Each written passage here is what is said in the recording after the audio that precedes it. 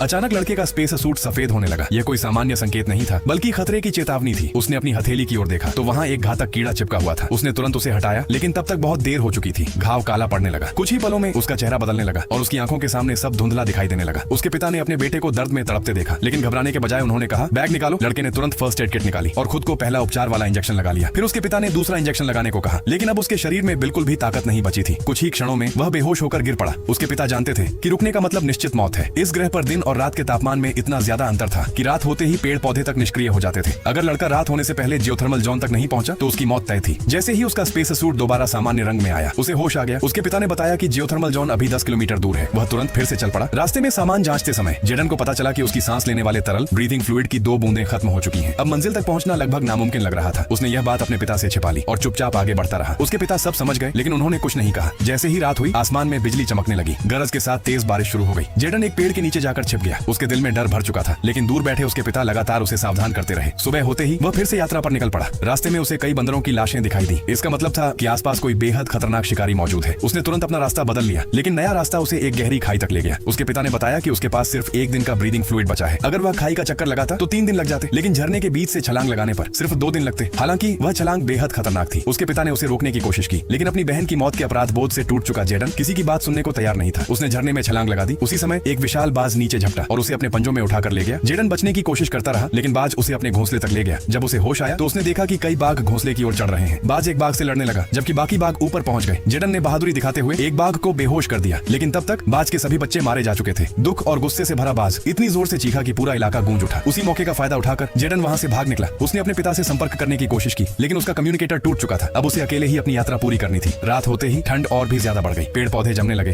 उसका space suit फिर से सफेद हो गया। ठंड से उसका शरीर जवाब देने लगा और वह बेहोश होकर गिर पड़ा। तभी कोई उसे घसीटकर एक गड्ढे में ले गया। अगली सुबह जब उसकी आंख खुली तो उसने देखा कि वही विशाल बाज उसके ऊपर मरा पड़ा है। उसने अपनी जान देकर जेडन को जमा देने वाली ठंड से बचाया था। अब उसके पास बहुत कम समय बचा था। जेडन मलबे में कुछ खोजने लगा। आखिरकार उसे ब्रीदिंग फ्लूइड और एक ट्रांसमीटर मिल गया, लेकिन ट्रांसमीटर भी खराब था। उसी समय स्ट्रैंगलर नाम का एक घातक जीव अपने पिंजरे से बाहर निकल आया। जैसे ही वह बाहर आया, पूरा आसमान काला पड़ गया। यही उसकी मौजूदगी का संकेत था। जेडन सिग्नल भेजने के लिए ऊपर चढ़ने लगा, लेकिन स्ट्रैंगलर ने उस पर हमला कर दिया। ट्रांसमीटर उसके हाथ से गिर गया और जेडन चट्टानों पर जा गिरा। उसे लगा कि वह हार चुका है। वह अपनी बहन को नहीं बचा सका और अब अपने पिता को भी नहीं बचा पाएगा। लेकिन तभी उसका ट्रांसमीटर आखिरकार काम करने लगा। सिग्नल मिलते ही रेस्क्यू टीम वहां पहुंच गई और आखिरकार उसके पिता की जान बचा ली।